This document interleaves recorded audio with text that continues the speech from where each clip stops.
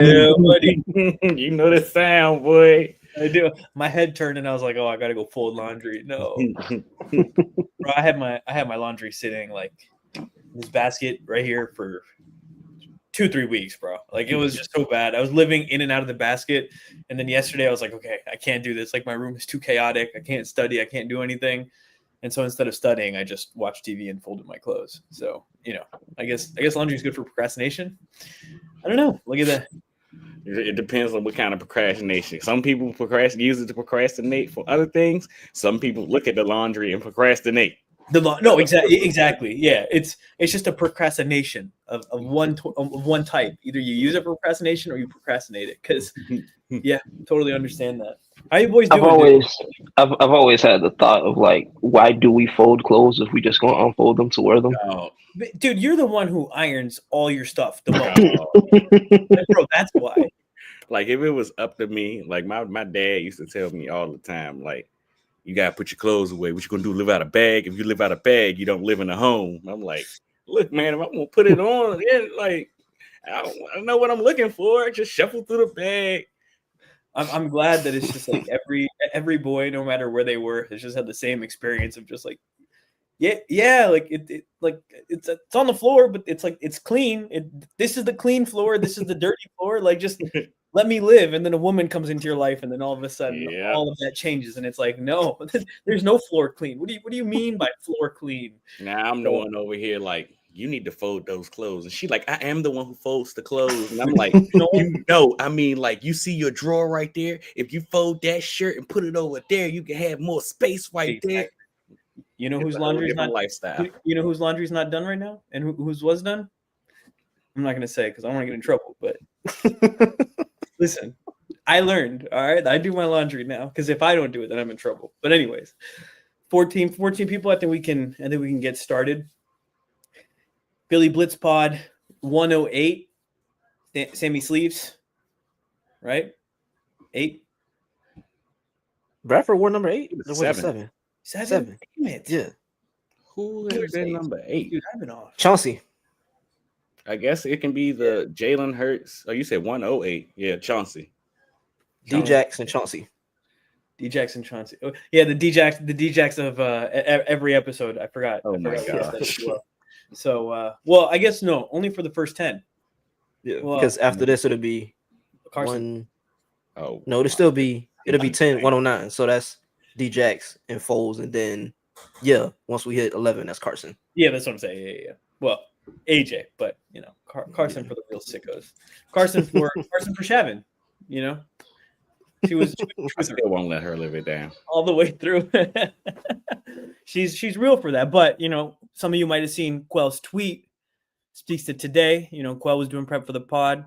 Shavin was watching the Hall of Fame game. How do you guys feel seeing TV on your screen, or TV on your screen, football on your TV screen? All right, man, I'm excited. I've just had to study, but the last couple months, like after basketball season ended, like I could just put on hoops, like playoff hoops while I was studying, like put it on mute in the background.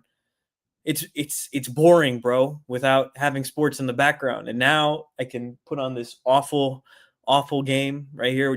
Trey Lance, nice little touchdown pass. Saw that. Marion had some nice runs, but Trey Lance look good right now. Nice little touch pass. That was nice. Chris Collinsworth was like, I didn't know he had that in his bag. I didn't even turn the game on. I forgot it was on, bro. I saw Quell's tweet. I was like, oh, I forgot that the game was on. I know. I talked about it at the beginning of the week, but Thursday comes around and I just forget, dude. It was like, oh, it's Thursday. I guess we gotta do our podcast. That's the most important thing on Thursday. Yeah. Okay. 100%. Yeah. Anything else is secondary. But how you guys feeling, man? How you guys doing? Doing good, man. Doing good. I was thinking the other day, because you know how you always ask us this before every pod. I'm like, what if one of us gets on here one day and you're like, how you guys doing? And we're like, bro, I had a terrible day. I'm miserable. I mean, if you want me to, one of these days I can do it. I mean, I always got the energy to just drop some like hatred on the timeline. So just let me know if you just want to see like a crash out intro. You can start the intro and I'll be like, you really want to know? Do you really want to know how my day was, Pierre? No, I think that would maybe make us famous. You know, like person asks how they're doing, and other person crashes out on live stream. Carlos called you Spicy Parth, Spicy P. Spicy P. The Spicy real P. Spicy P. Not that other guy in Indiana. Dude, the thing is, I want to watch. Speaking of other P's, I want to watch the VJ interview, but like PT just makes me so mad right now, bro. Like every time I see him podcasting, I'm like, bro, shouldn't you be doing some rehab or something? Like, get out the studio. He can't rehab because remember he hurt his knee. Rehab the knee? I don't know, man. Yeah. So I just I want to watch it. Maybe I'll get around to it. But have either of you guys tapped into that at all? I saw some clips. You ever thought about watching it and just muting it every time Paul George speaks and unmuting it whenever they put it? I think the only episode of the Paul George podcast I watched was the one right after he signed with the Sixers. I watched the Maxey one, I think. I have never watched a Paul George podcast episode in my life. I'm not watching anything or any player's podcast anymore. I retired after Kelsey. I used to try to tune in with Slay. It was fun while it lasted. That Amon Ra and his brother, they're just so. Dude, that is brain rot. He's a very annoying human being. That is brain rot. They're just sitting there like, so like, I'm better than you. Yeah, like who was picked? Who were the 8 receivers picked before you again? Shout out to De'Ami Brown, man. Yeah, I like to just like, go out there and like dominate, and like if the Eagles just got lucky, like if the Lions were there, we played them.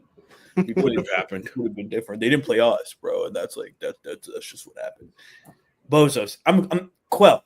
Growth. I love hearing that from you, man. Oh my god, because I can't do it anymore either. I did it for like the basketball sicko-ness because I was like, let me just see what's going on with my boy Maxey. But the player podcast, dude, my god, like they used to be a little fun. New Heights is all just like, it's not even the only one and I mean, I guess you can't even say it's a player podcast because they're all retired. The only one I did, and it's not even like I actively watch it. It was the Pivot Pod. Just to tune into the CJ episode because I was curious. No, definitely. But and the Pivot does podcast well. Like they actually they think through their material. Ryan Clark can do a little much sometimes, but like he means well, and like he wants to make sure he interviews people correctly. Like that's one thing I admire about that pod. They also, of course, have Gator Great, Fred Taylor. Gator Great. Hell yeah, Gator Great. Absolutely. I tap in with Pivot almost every time they drop an episode. It is amazing podcast. That's your like you tap in every time. Yeah. Busting with the Boys always has good clips, but I can't do the full pod, like the whole thing. But like I'll see some clips on. That's Barstool, right? Yeah, it's like Taylor Lewin and Luan. I don't know, Lewan and what's the guy from the Raiders, the linebacker? I think. Vontaze Burfict. Oh, no, buddy. No. Buddy. Dude, we got to be known as a crash out pod, dude. Like every podcast, like just some crash out NFL players brought up. Like, of course, there's every time. We got our pod favorite, Aaron Hernandez. OJ, another pod favorite. The juice is loose, baby. The juice is loose. Guy, I don't know if y'all ever seen the Hertz commercial. From back in the day when he was running through trying to catch the car, and they like the juice is on the loose. Like it's golden. But I mean, we've said the keyword multiple times before we got here. We got 49 people here at this point, been here almost 10 minutes. It's sure that it's enough banter. I mean, wubba dub, of course, to those who celebrate is out of one and only Marco football. And I mean, of course, as we get into Eagles ball, we'd be remiss and horrible podcast co-hosts if we didn't say happy belated birthday to the guy in the middle, man. Thanks, buddy. Thank you. Happy birthday, my boy. Yeah, one step closer to 30. So super cool, man. Super cool. They kind of lose the luster after 25. You're like, oh, like. Even 21, honestly, but 25, you can psych yourself into quarter century. Woo! 24, you can be like Kobe year. At 23, you can be like Jordan year. You get all those, And then it's just like, oh shit, you're old. I guess next year I got my AP year. You know, I got that Saquon year last year. Tragic. 27. I don't. Nothing good about 27. All I'm going to try to do is just it might be too dark for the pod. Never mind. Hey, so as the Eagles are back on the field, man, how are we feeling? I mean, of course, we know training camp is underway. We discussed last week as the first 3 days? First 3 or 4 days went through and we seen progress, non-progress. Of course, we had the opportunity to hear from some of our coordinators. So I guess we can start there talking about listening to the great coordinators. I would say our great head coach, but he didn't really give me much, man. The only thing I really got out of his podcast was we still don't know who the backup center is. Mm-hmm. That's about it. No, I mean, it's dope to actually see ball talk on the timeline, not the list or no hypotheticals or nothing like that. We're just seeing the reports from camp, all the 11-on-11 drills and everything like that. And you brought up, we heard from coordinators, Fangio. He spoke this week, and again, he was extremely brutally honest. Brutally. Oh my gosh! When I tell you, he put that man through a table, it was like, bro. Yeah, bro. He aired out Adoree Jackson. Let me find it in my notes because I know I wrote it down. Give me give the quote because I did want to talk. Quote. Yeah, I don't have the quote. I paraphrased it. I'll tell you. That's fine. That's fine. You can paraphrase it. Go ahead. He didn't sound overly elated about the prospect of Adoree Jackson being a starter. He said he didn't even watch him. He was a Howie signing. Basically, from what I took with what Vic Fangio said, Adoree Jackson was mid in Tennessee. He was mid in New York. And now he has to show whether or not he truly has it in Philadelphia. And like Pierre said, I ain't got the exact quote, but I was watching that right before we got on. And I'm just listening to him talk. And I had to pause that thing so many times. Like, my goodness. I mean, Vic, you should not get your Zen this morning? What's going on, buddy? Like, sheesh. But it's like if you're Adoree Jackson, what do you think hearing Vic Fangio say that? I got a couple things about that. So the questions about Adoree came because he and Keeley have been switching off throughout camp, and we'll touch on that in a little bit. But Adoree actually did have a day where he was out repping Keeley. He's had a few of those. He has, and he had some good days, And so I took those as Vic is just brutally honest as he is. He wasn't a Vic guy, and he was a Howie guy. And he said, so we took them in. What I did want to point out, Quell, is just like at the end, he did say that, he has looked good and he just has to continue to prove it. I think Vic is going to be brutally honest. He's not going to want anyone who feels like they're owed anything. And if you have the right attitude about that, I think you can grow here. And I saw Adoree's comments about that because then they gave him time as well.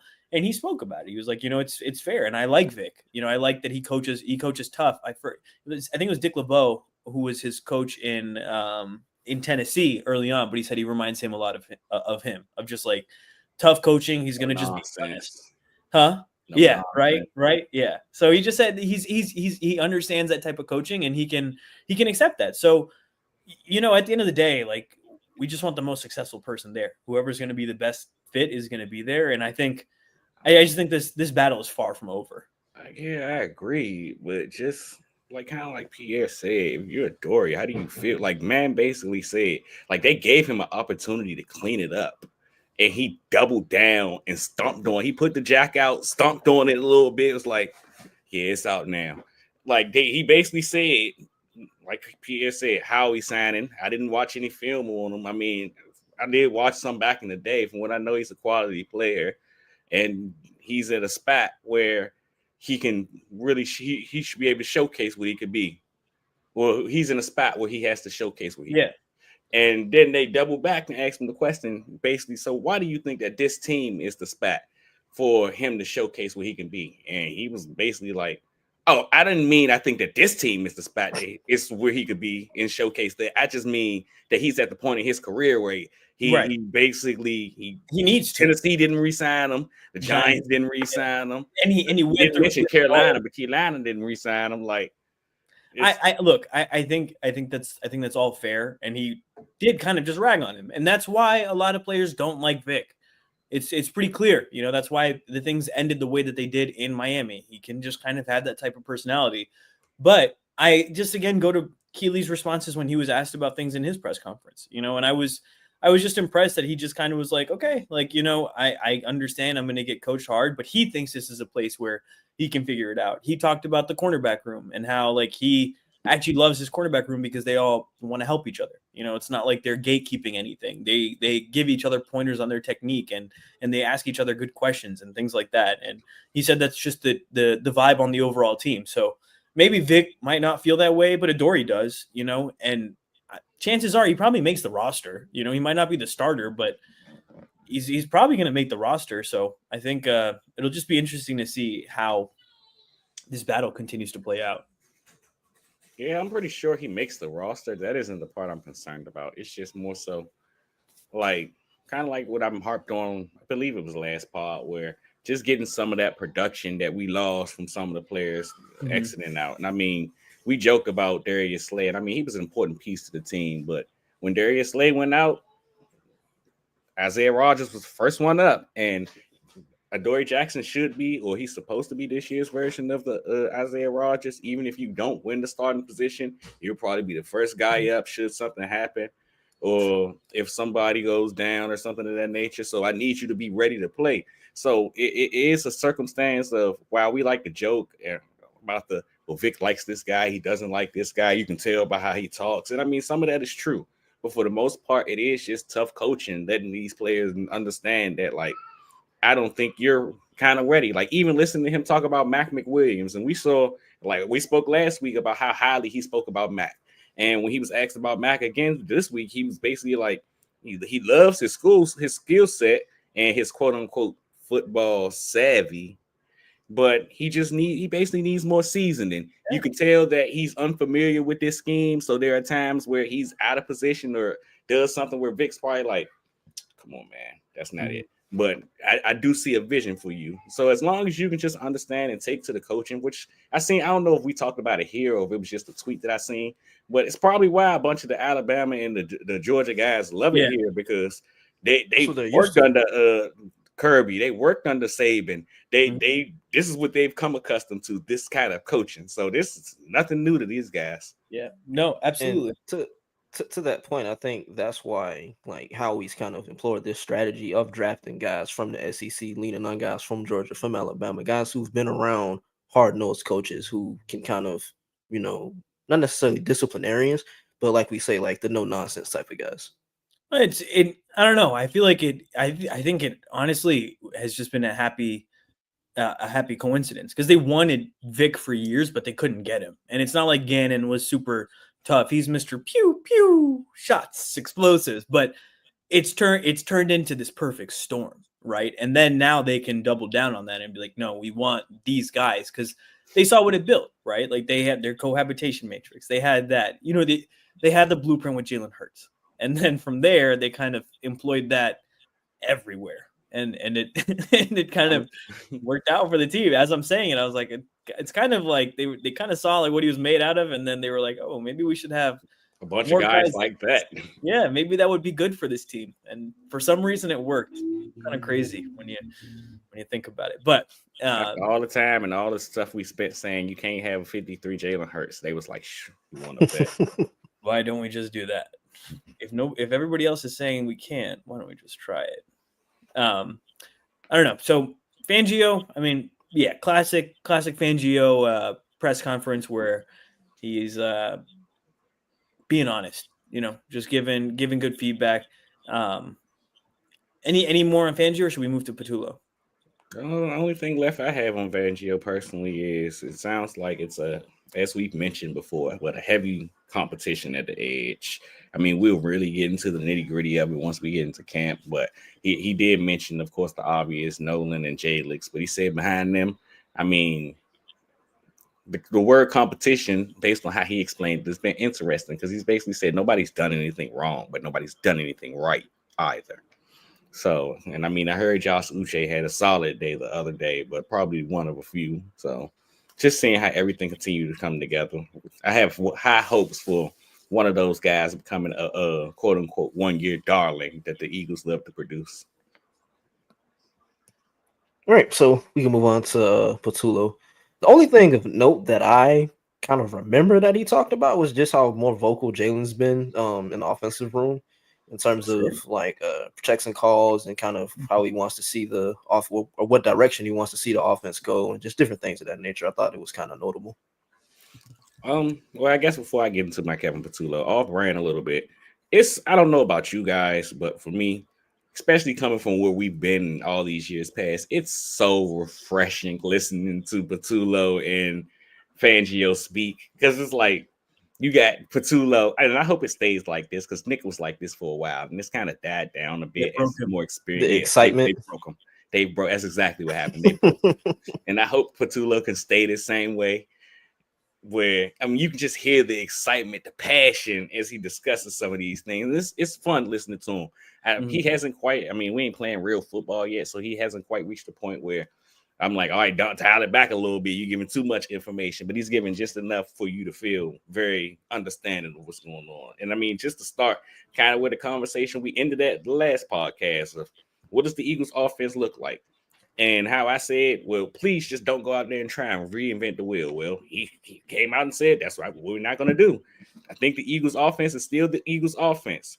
I don't think we'll change that. It starts up front with the run game, and then we'll build from there. Obviously, we'd like to try new things here and there. We'll see how it goes through camp, and we'll see where it leads us to.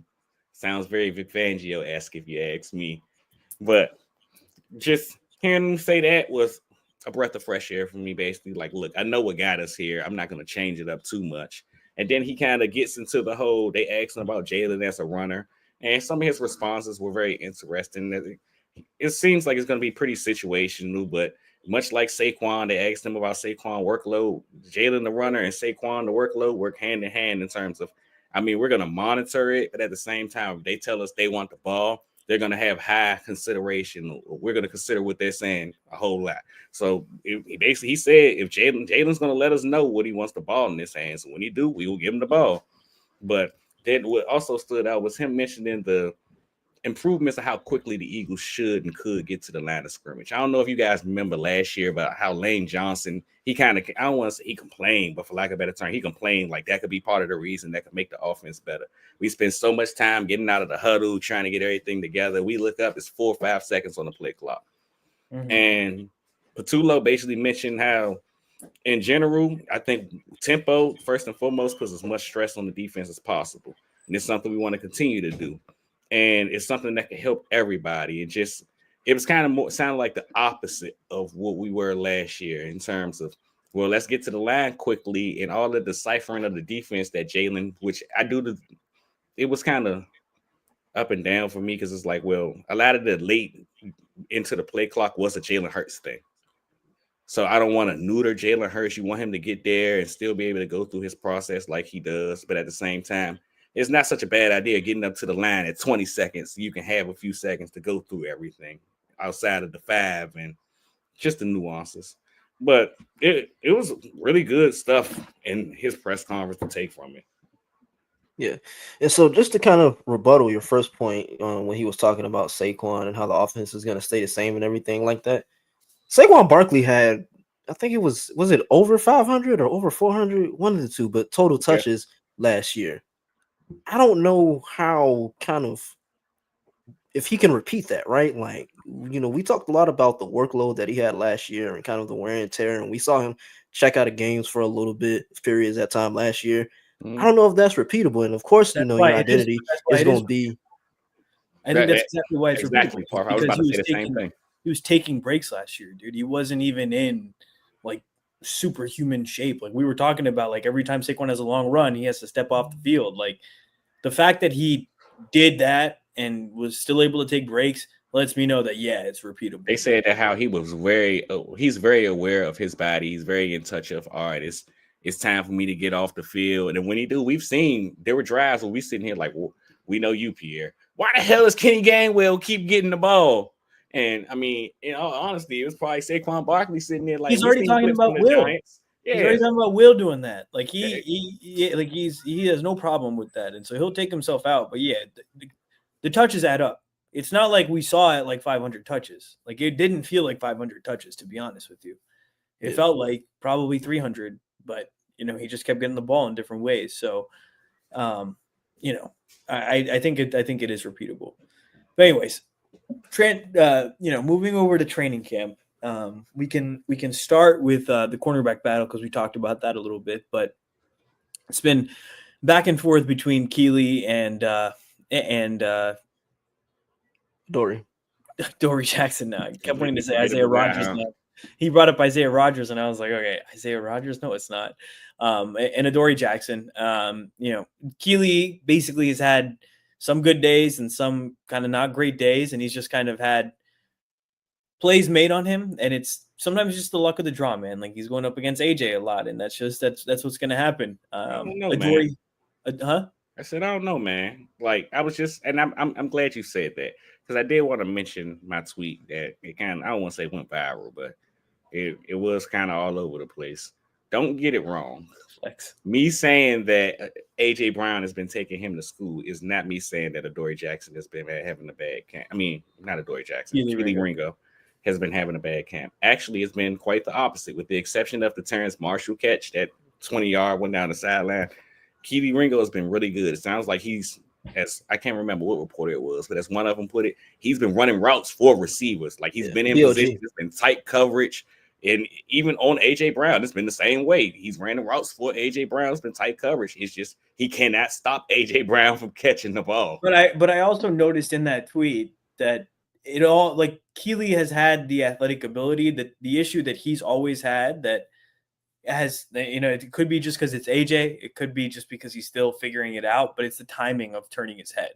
Like he's had the ability to do that with receivers, but he just cannot track the ball correctly. And that's what, like, the tough part is, because that's so much of that is instinctual, and so much of instincts is only built through repetition. So that's why this battle is nowhere close to over. If anybody's telling you right now that one person's going to win it, they're just, I don't think it's, I think it's a disingenuous take, because it's a long summer. It's the first week in pads, so I think it's just going to be interesting to see the back and forth, because Adoree's had good days as well.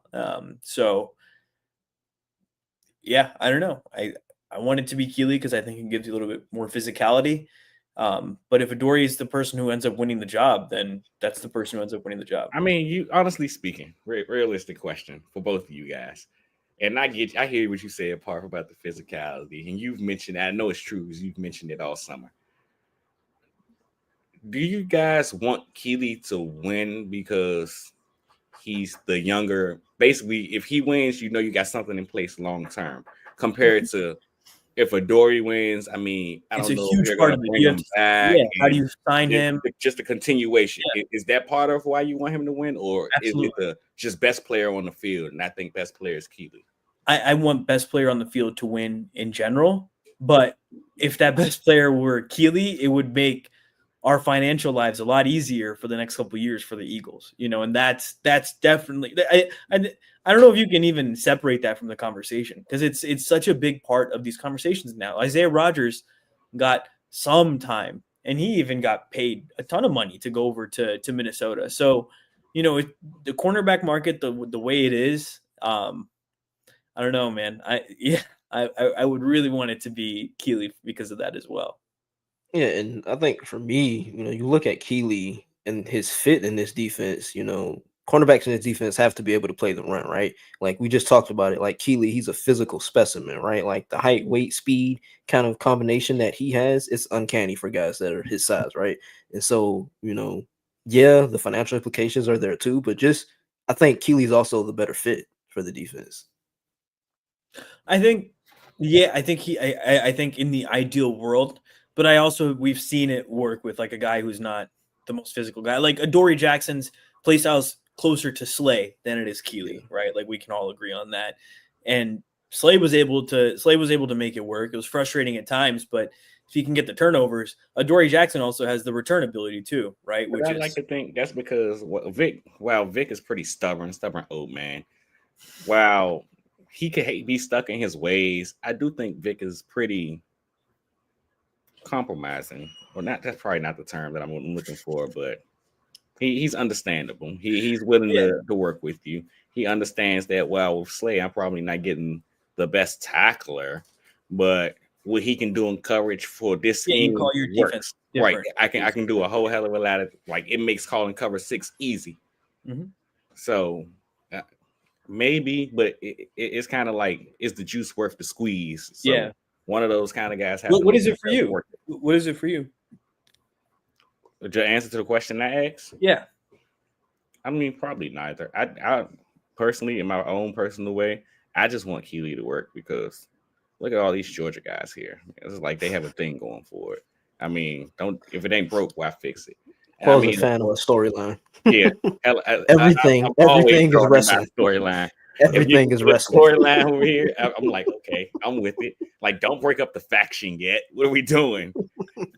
But You're funny, just man. outside of that, like, I mean, it's cool that he's the younger guy. But if I had to choose between what I picked, I mean, what I asked, I probably just want the better player on the field, to be honest, because I mean, it's fun having the younger player there, making sure you have the longevity. But we've continued to harp on the championship window that this team, man, is in, where it's like, look, man, go ahead, put the best player in, do what you got to do, and let the rest of it work itself out. If Keely needs another year, okay. I mean, it sucks to hear, but okay. If you guys don't want to bring it, if y'all feel like that ain't the answer and you want to go a different direction, again, sucks to hear, but okay. Yeah. I think if we're in a position where Keely needs another year, I think they'll just draft another guy next year, honestly. Yeah. He's gotten a couple years. He's had good mentorship. If it doesn't come together, reps, man. I mean, yeah, exactly. So maybe he just needs to sideline reps were go cool, somewhere but else. Totally. he needs to be on the field for it to all come together. It's what I said at the beginning of the conversation. The only way you build those instincts is through reps. And he got reps at Georgia, but he was young when he got to Georgia. He's still young now. So and I mean he's gotten a couple, starter reps throughout his career with the Eagles. Like I know he started in Seattle. Like it's just consistently the Anthony Richardson conversation. Very much, cornerback. Very much so. It's like, I mean, and cornerback, just like quarterback, it's probably one of the harder positions to translate from one side. I mean, from college to the pros. So probably the two hardest positions to transfer, and then maybe like linebacker. If you're like a Mike or something. Linebacker is almost impossible to translate. You got to be a versatile freak. Yeah. Otherwise, you're going to get picked on for the next 6 years. It's tough, man. But while we're still on the cornerback topic, one name I did want to bring up who had a pretty good day today, Eli Ricks. He got a rep with the ones in the red zone and snagged his second interception, man. You think he I think it was Jalen's second interception of the summer. I think it was Keely's second. I mean, not Keely, Eli. I think it was Eli's second. Unless he scored some off the twos or something. Yeah, I don't know if they keep track of those though, but I mean, knowing ESP, he probably does. Right. And just from kind of reading the tea leaves with the second and third teams, he's kind of put together a consistent 6 practices. So do you think, judging from off today, from that interception that he had today, combined with the other, consistent practices that he's put together, do you think there's any way he could kind of enter the competition between Adoree Jackson and Keely Ringo? Oh no, we're past that. He's too small. We're past that. Like him being too small. We've seen him, and I mean, granted, we haven't seen him in the non-bastardized version, but we've seen him in this style of I just don't think he's physical enough. I mean, he tries to be, but it's it's like the Avonte Maddox conversation. That's why I think he's too small, bro. He's light. Like he's skinny. He's like who's old boy from the Commanders? Forbes. He played for the Rams. He's not that skinny, but that's not that small. He's skinny, and that pick, it does have to be said that there was nobody around. It seemed like the receiver. It was a miscommunication. I believe. Yeah, receiver fell down or something. I think it was Saquon on a Texas route. Yeah, nobody was there. So, but good to make the catch. I'm kind of hating. Strong bones and teeth. All right. Oh boy, we never lived that down.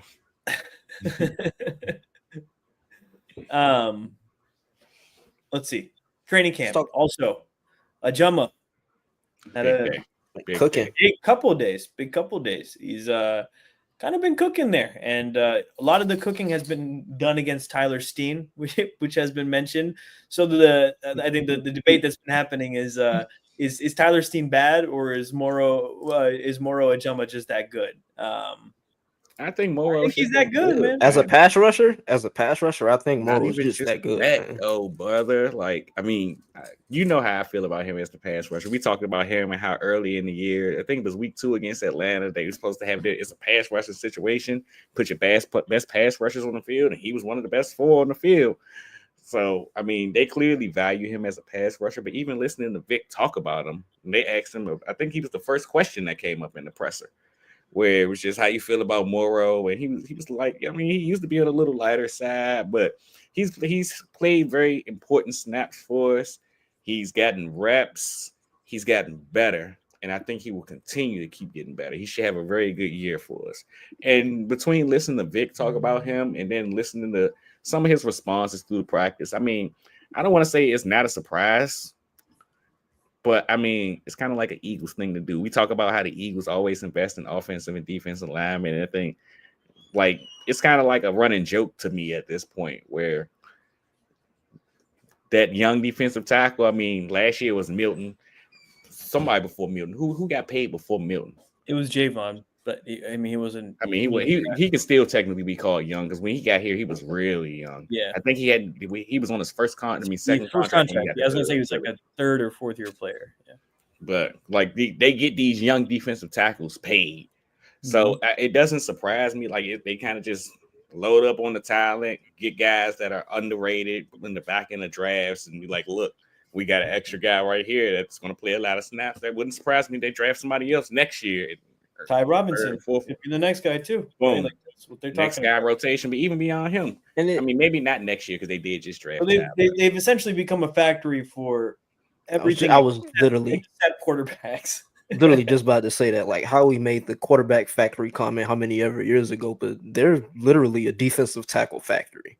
Yes, dude. There's been and O-line, like I mean, both sides of the trenches. Like I mean, the guys aren't as successful, but they all. I was about to say. I mean, don't get me wrong. They get you right, Parth. Like even dating back to guys like Big V, and there's a couple guys who on the offensive line who have gotten paid, but Matt Pryor got paid and came back. For the defensive side of the ball, it's like they get them guys massive contracts. Like they just have, and I don't know if it's just playing next to Fletcher. But I think they're just better. I think some of the D-line guys are better. Like they're just baseline better players. Like no offense to Big V, Super Bowl winner, but like he was our backup tackle. You know, they paid him starting tackle money. My dog started in a Super Bowl, bro. Right. True. But yeah, it's interesting. They're a trench factory. I guess we can rotate now to linebacker. Linebacker has been very interesting for me, actually. Jahad Campbell, I mean, the clear place to start. He's been getting more and more reps with the ones. Not even that. I think I seen today he was getting some reps with the twos on the edge. So given their conversation about how the edge has progressed, that's an interesting development to keep in mind. But he's been getting more opportunities. Shout out +1. Go ahead, Parth. I just wanted to say he's limited, and he probably just made Ben Van Sumeren limited as well. Dog. Like, they said he laid him out. Bro, he said he was limping and didn't finish practice, son. Like, and he's on the limited list, and he's a rookie. Like, they might need to dial him back a little bit. Yeah, I saw like 5 tweets today where there was like the Eagles really need to dial back John Campbell. Like he's gonna hurt someone. Dude, like it's nuts to have that somebody. I think it was Jahad, but somebody put a lick on Saquon. He was like, "I'm surprised they don't have a don't hit Saquon rule." I don't know if he would. He's one of those ones where you have to be like, Jahad, don't hit the quarterback. Jahad, don't hit the running back. He like, dude, they need to put him in a red jersey. To have that intensity as like a rookie going up, like, dude, I remember my first practice in college. They had me play fullback because I was a tight end. So I go up and I just like, all right, let me just go try to hit him. Like it was high school. Brother, the linebacker hit me so hard the helmet was sideways on my face. I was looking through the ear hole. I swear to God. That's when I was like, "Oh shit! Like this is something serious." Okay, Trenches ain't nothing to play with, buddy. Trenches ain't nothing to play with. Dude, oh my God! After that, I was like, "Yeah, I don't want to play fullback. I'm good playing tight end." And then after that, I was like, "I'm good playing receiver, bro. Like I do not want any part of this." And Jahad is going in there as a rookie and just blowing up everything, dude. Like this kid is gonna be special. like I play edge, and I mean, y'all see me, little old me, trying to play the edge. I ain't even got to get into the first time I got lined up against some 6'4" Samoan guy, and I'm like, I'm about, yeah, ref, I was holding because what I'm supposed to do. You see that? But even outside of that, like I remember the first time I was in practice and they called wham.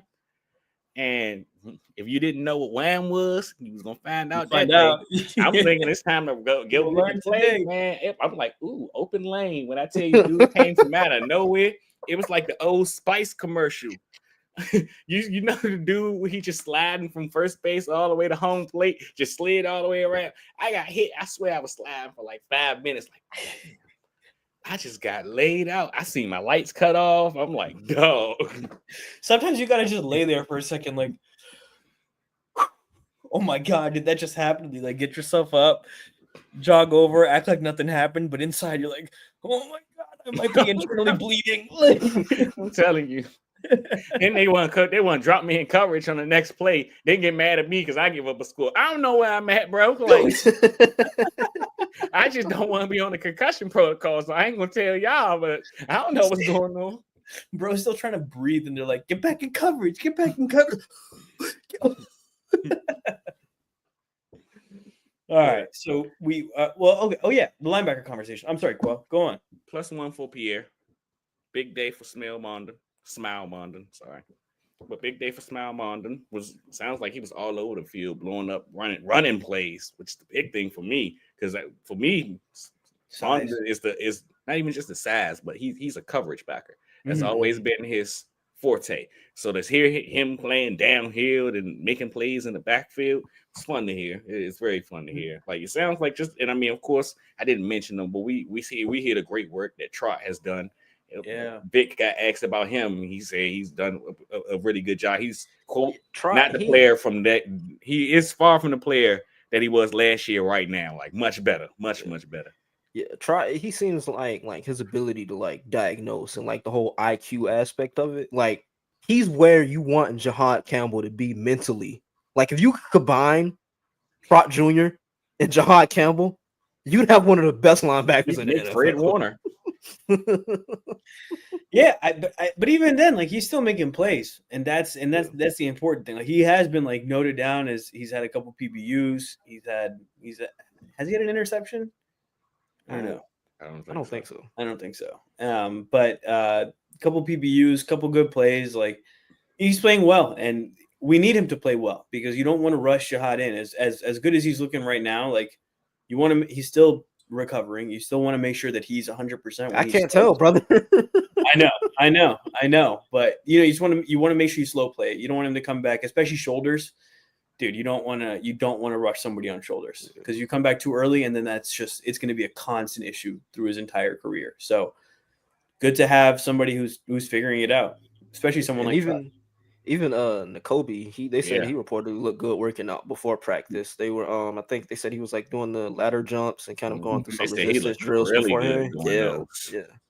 Good. So it's good to see, man. Like they legit have 5 linebackers that I think they can, comfortably put on the field right now. And it's like when you consider where they've been at that position in the past, bro, it's like God is shining the light down on that linebacker room. Because dog. It's insane, bro. We were in the trenches, son. Like we were. Yeah. What they call, bro, the white snake, Nate Gary. I was trying to remember. Bro, that was looking backwards in coverage, right? Dog was turning around the other way. Yeah, we have linebackers and wide receivers and DBs. It's gonna happen on special teams sooner or later. I can't remember who it's gonna be, but we got the offensive version with Jamon Brown looking the other way while the play going on. We got the defensive version and adjusting his gloves, bro. Not just looking the wrong way, readjusting his gloves. Hey, bro. Carson was fighting for his life. His dog standing there fixing his gloves. He gonna get sacked anyway. It's all right. Oh my God, Alex Singleton was late to every single play. He racked up tackles because he was there a second late every time. So, and I don't know if this lady. My dog tried. He competed. He competed totally. What's up, Quell? I said I don't know if that lady listens to this podcast, but Parth, if she does, she will find you.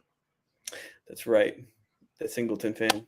Yeah, Forgot we about went. that. Me She's and like Parth the she's like the Singleton super fan, ain't it? yeah. Yeah, I forgot about that. Parth and I Yeah. went to an Eagles game together one day, and he was at his seat and I was at mine, and we got together at halftime. He was like, "Yo, I was talking so bad about Alex Singleton," and I think Alex Singleton didn't even play that week. Actually, it was somebody else, and the lady was like, "I just can't wait till Alex Singleton, because if Alex Singleton was in the game, that wouldn't have happened." And Parth looked around like, "You talking about the same Alex Singleton that I watch every week?"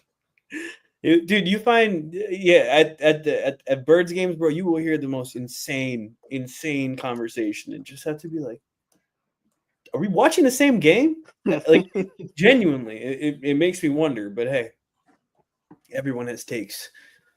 Okay, so I mean, I think that's a good overall, cap on practice.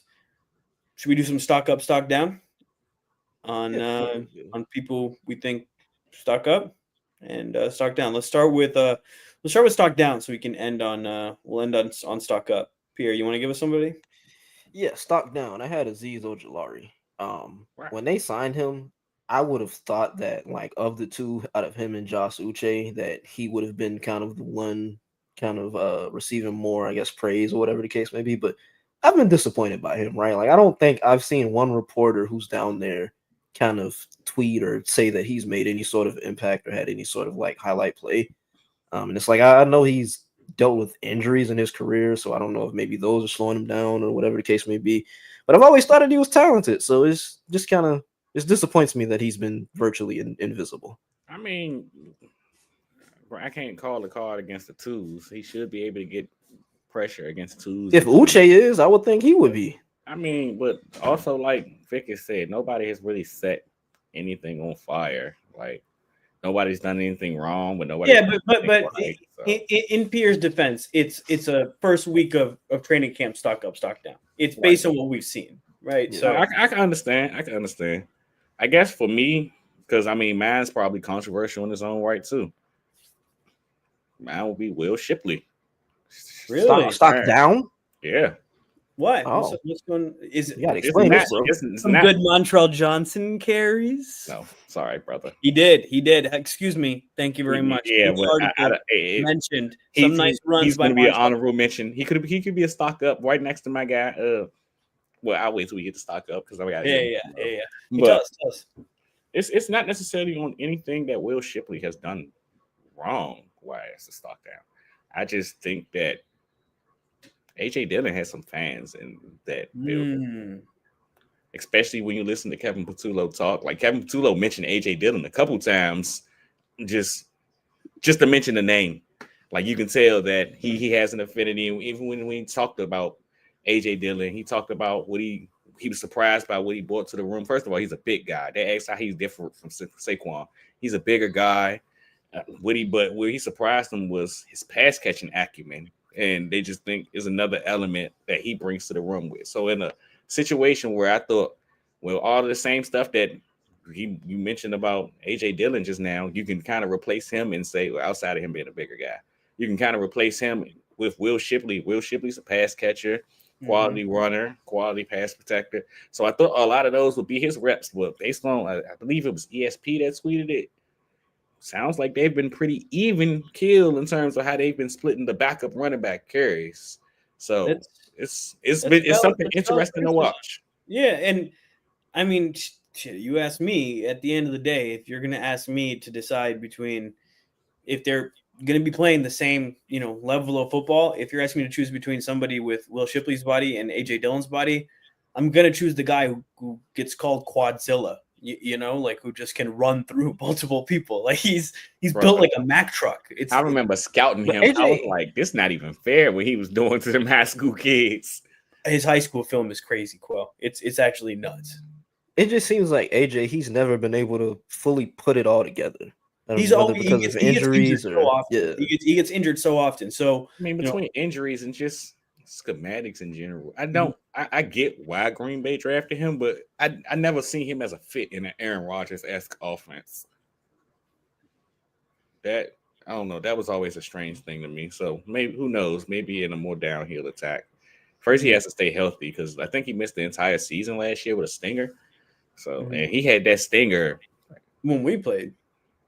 Yeah, I'm about to say, it happened long before that. That's what I'm saying. Like he wasn't playing week 1. Yeah, it happened in the previous season, probably like I didn't know it was the previous season. The previous season, and I think it was like the final week or week 16. All I know is I was playing against him in fantasy, and it was to a point where people was playing people that probably aren't starters, but we were looking for nitty gritty. And he had got hurt, and I'm like, oh, I might have a chance to win, but I didn't. Long story short, I didn't win, but he got hurt, and they said it was a stinger, and I'm like, oh damn, hopefully he's okay. And just never really matriculated. He never came back, never anything. Just out. So to see us sign him, it was kind of interesting. But from what all things that I've heard, sounds like he got a couple big fans in that building. I don't blame him. And I think it's the same principle that you just that I spoke to about Pierre's stock up or stock down. We have a week's worth of training camp. Mine is a little bit less controversial, very much less controversial. It's Kenyon Green, man. Like he's dropped from. I can't believe we gave up draft capital for that guy, dude. That's why I had to bring it up. Is because if this was just like somebody in camp, it wouldn't matter. But we dropped draft capital to bring him over because we thought, hey, he'll give Steam competition. He's a former first-round pick. See what he can do. He's been relegated to the third team now, and just it's telling if Jeff Stoutland feels like he can't get nothing out of you. Like you know how bad you have to be for Jeff Stoutland to be like, hey, bro, no, you just stick with the threes, dog. He ain't got it. He doesn't have it. Hey, bro, he took one look at him and said, yeah, nah, dog. Yeah, no, he ain't it. Shout out to friend of the pod, Will Rucker, too. I had a big conversation with him about Kenyon when the move happened. And I was like, I don't think he could be a world changer, but I think a change of scenery could help. He was like, no, brother. Like, no, it's not going to work. He's bad. And I'm like, I don't know what he looked like in Houston. I know from his college tape, he wasn't the greatest in pass protection, but he was solid run blocker. So I thought we could take some of that. Then I seen that he was the worst run blocker in NFL. I'm like, bro, you just regressed everywhere. What is wrong? Like, it's bad. Yeah, it's brutal, bro. Like just to keep getting pushed back. And like Pierre said, in a Jeff Stoutland coach room, it's telling. So stock down for Kenyon Green. And I think Trevor Keegan, I think we were discussing before. If anybody else knows who it might be, I think Trevor Keegan has taken the second string reps after, of course, Tyler Steen. So stock up. Pierre, who you got? Mac McWilliams. Just off the strength of, just off the strength of Vic Fangio praising him, like saying something positive about him, and then he's also gotten a lot of looks in nickel. It seems like he's a top backup option behind Cooper. It just seems like he's flashed a lot. Like I've seen a lot of reporters tweet about how well he's doing. He's been very consistent. So stock up for Mac McWilliams. Well, my stock up was going to be Terrence Marshall Jr. before he went down the other day. So I decided to stick in the wide receiver room. Wait, he's injured? Elijah? Did he get injured? Elijah Cooks? But did he get injured, Quell? Yeah, I don't know how bad it is. He didn't practice today, but yeah, he went down the other day in practice. I think it's a leg injury, but it must not be horrific. He came to practice today. He just didn't practice. Okay.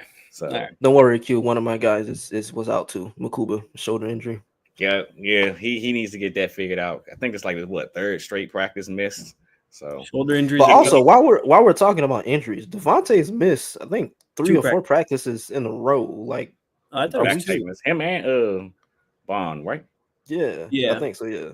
They keep using that quote unquote back tightness. I think they just keeping people out. Yeah, I'm not worried because everybody got back tightness. If anybody was Nolan, just ridiculous work throughout the season, throughout the offseason. Nolan got a concussion in training camp, which I don't really know. Sounds about right. Sounds about right. Yeah. Those trench boys don't play, man. They're hitting the shit out of each other, bro. There's no off days, dude. That was just the worst part. Is like when you have to go block with the O lineman and the D lineman are just like they're like after practice they're like looking at all the marks on their helmet, and I'm like, bro, like You're giving us all CTE, bro. Why are you doing this? It get crazy down there, bro. It get crazy. Bro. Oh God. But no. yeah, Elijah Cooks, man. You can't. It's hard. You'd be hard pressed to do research on an Eagles practice through all 5 of these days or all 6 of these days where you won't find Elijah Cooks making a play. It's every single day, and it's at first it was like, oh, cool, young guy making a play, and then it was like, I mean, we got a fan favorite receiver every year in the Eagles fandom through the preseason, like, because that guy got to make the roster. But I think this guy here might be the truth. Like, Turner, I'll never forget you, brother. Man, Bryce Triggs, so many guys. But hey, Elijah's been playing really well. He's been playing really well. He's made a bunch of big time catches. I can see. I'm not entirely confident, especially given I'm not sure how many receivers they keep. If it's 4, we probably know who the 4 would be. He might. I ain't gonna lie, dog. He might be pushing Johnny Wilson. I'm about to say if it's 5. I mean, we got guys like Johnny Anais. He's not had a good camp, so it's a couple of guys where if he's a textbook. Johnny Wilson is a textbook. Look like Tarzan, but plays like Jane type of dude. Because brother, they say he like 6'7", 6'6". Yeah. Why does he play so small? Because he's too big. There's like the Gators went in and brought in the kid from the basketball team, Oliver Rue. Like he's like 7'2" or something. I was like, it's just not gonna work. I don't know what's going on. They wanted to see if he could block punts, but he couldn't because once you're they looking for all types of advantages. Dude, I respect it, but it comes down to just like when you're that tall, your proportions are off. The reason Joel is so talented at his size is because he's the proportions of a normal human being, but just souped up. But then you see the difference when you look at guys like Johnny Wilson, or you look at guys like Chet, or some of these other guys who are just long, and so you can't break down correctly. You can't push back to the ball correctly. It takes you longer to get in and out of moves. So it's tough. My man talking my language right now. It sounds like he's been scouting receivers or something. Listen, dude, that's the one thing I know when it comes to scouting is the receivers. But that's why it's tough, dude. That's why I just was very iffy when we drafted him. I was like, okay, cool, if you can make it work. But we've seen this not work with us before, right? We had Hassan Butler. Was that his name? Yeah, the tight end. Yeah. From Iowa State, Hakeem Butler. Thank you. Yeah. So it's very dime a dozen. You have to it has. Damn, man, why did you just have to traumatize me like that? Real fan. That random goal line fade. Right, real fan. Made no sense. Real fans all wanted Hakeem Butler to work, dog. Like he was unreal. You make him in a lab. Like, nah, you know who you're James describing in Hardy. my head. DGB. I'm about to say, DGB. I was about to bring it up, bro. Come on, man. Come on. That was basically Calvin Johnson, dog. Like if you looked at the measurables, that was Calvin Johnson, bro. Isn't he in like prison now? Oh my gosh. I think he's like locked up. I'm gonna Google this. Oh my gosh. Anyway. Man. It's like Missouri Tigers. Anyways. Stock up, Pierre. You gave yours, right? Yeah, McWilliams. Mac McWilliams. Sorry, Quell. You said Elijah Cooks.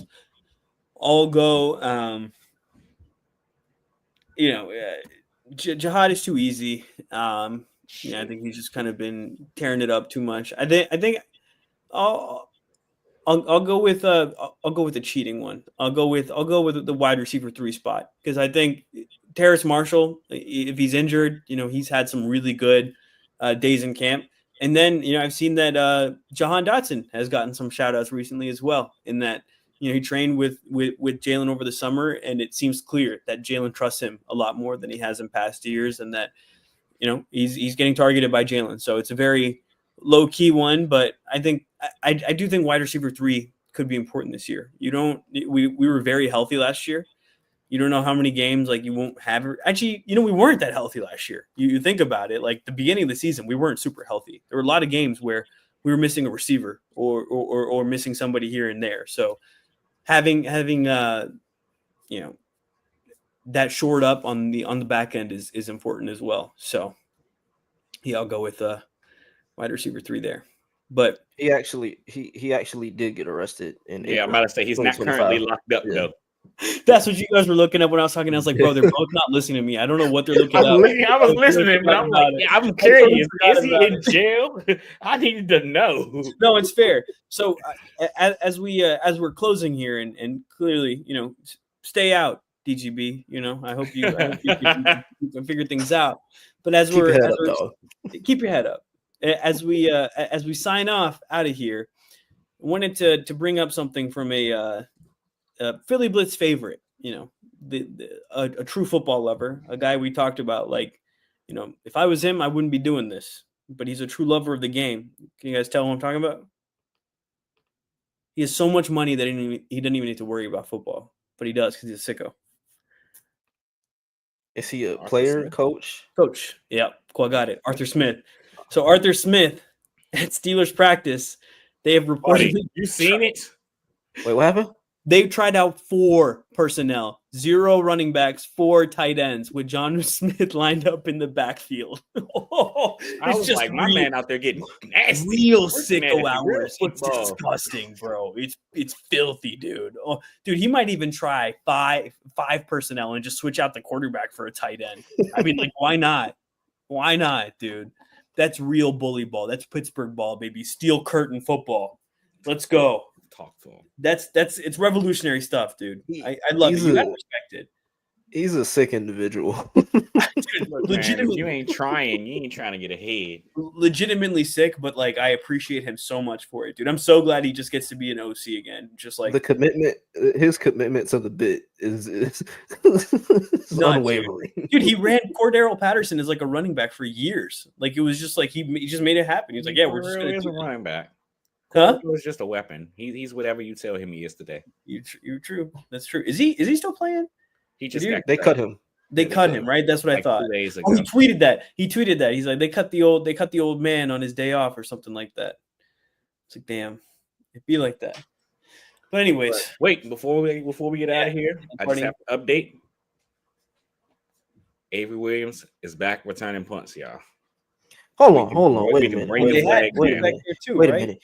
Good thing breaking that up, because Michael Clay said something that upset me today. I sent it in the chat, but he was like, Cooper DeJean can return punts if he wants to. What do you mean? Basically, he don't view him as a primary returner. I guess how I viewed it, how I seen it, and you guys could give me your take on this before we get out of here. I wonder if the Eagles view Cooper DeJean in a similar light as they viewed Deshaun Jackson back. Yes, that's exactly the comparison I was about to make. I mean, he was the primary returner. He was too valuable, though, man. But you know how if the game's coming down to it, exactly, they found different returners, and then eventually, if the game was close, they said, "Shit, Deshaun, you're going to return this punt today." That's exactly the comp I was about to make. It's a time-to-time basis, very situational. It's not like it'll be every 4th down. Because he's explosive when he gets the ball in his hands. I mean, he returned an interception for a touchdown in the Super Bowl. So if it comes down to it, like Pierre, there's 15 seconds left in the game. We're down by 6 points. Would you rather have Avery Williams returning the punt, or would you rather have Eugene returning the punt? You know what I'm saying? Like, that's what it comes down to. In those situations, yeah, like you use them. But if it's like first quarter and they're returning a punt, no.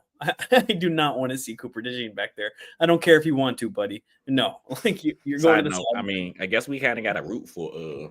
I didn't really think about this until just now. We kind of got a root for Avery Williams to make the roster. Yeah. You think they you don't think they would keep a returner spot potentially? I'm not sure. I'm trying to. Maybe it's something we can discuss next week. Well? I'm not sure. I think so. Yes. But I'm trying to think about it in a similar light as Britton Covey. Yeah, if they want to maintain what they did last year, more than likely.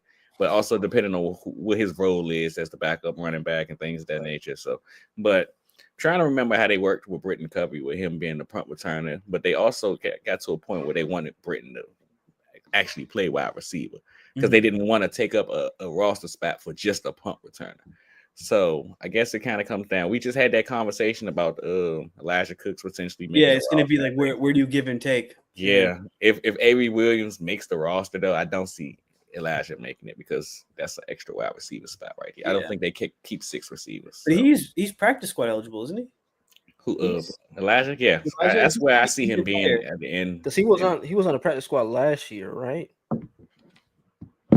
Or at least they added him in the playoffs, something like that. Yeah, I don't remember for sure. But anyways, regardless, we'll have our cut down pods and we'll discuss all of this.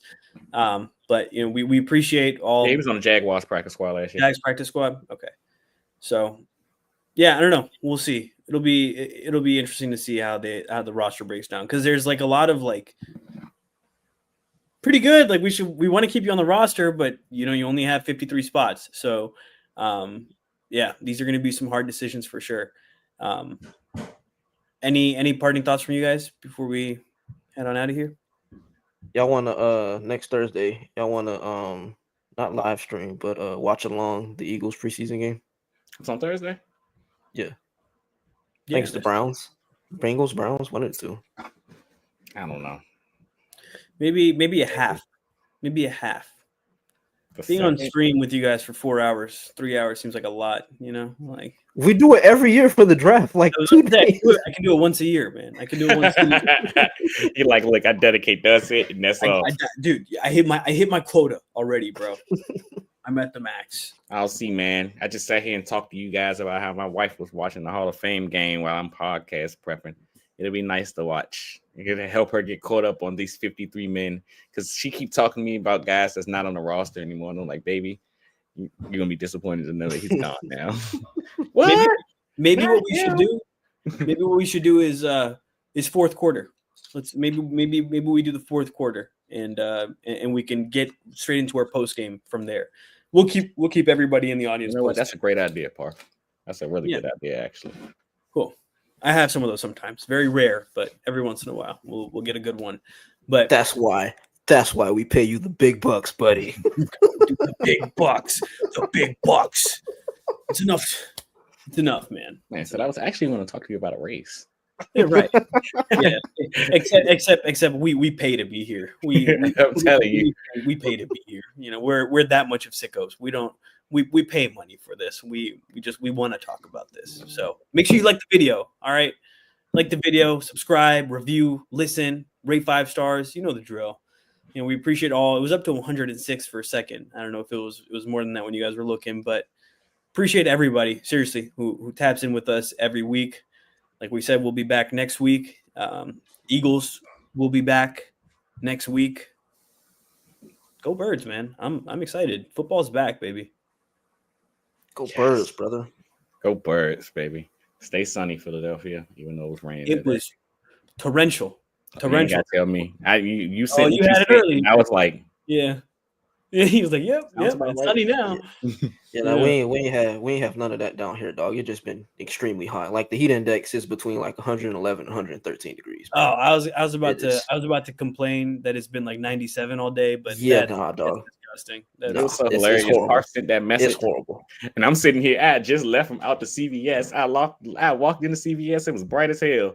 I came out. I'm like, it's got dark out here. Then I seen Parth message about torrential downpour. I'm like, yeah, buddy, get in line, son. Yeah, dude. I was like, because it was sunny, and then all of a sudden it was just storming. So I was like, all right, well, I guess it's one of those days. But anyways, thank you to everybody who joined. Go Birds. Go Birds. Go Birds.